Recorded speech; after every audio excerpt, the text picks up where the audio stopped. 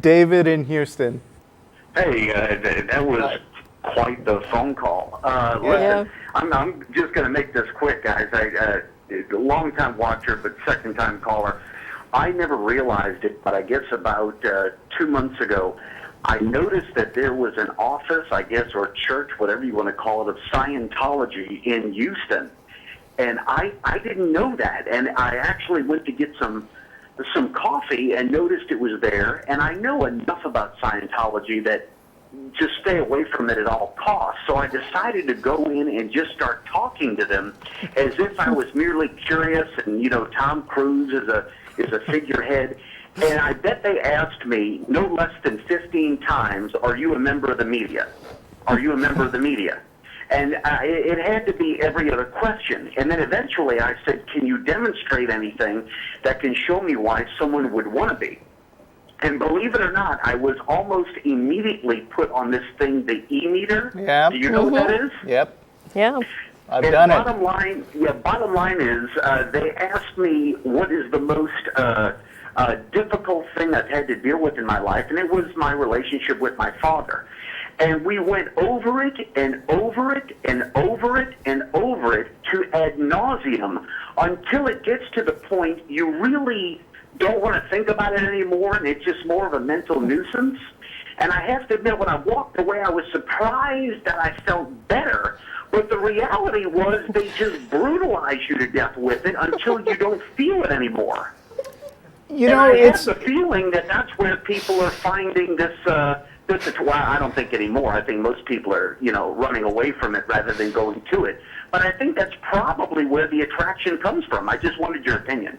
It's really cold reading. It's no different than so-called psychics pretending they know everything about you. They're really just asking leading questions and letting you tell them about your life and then pretending they knew it all along. Yeah. Well, Russ, I'm sorry, go ahead.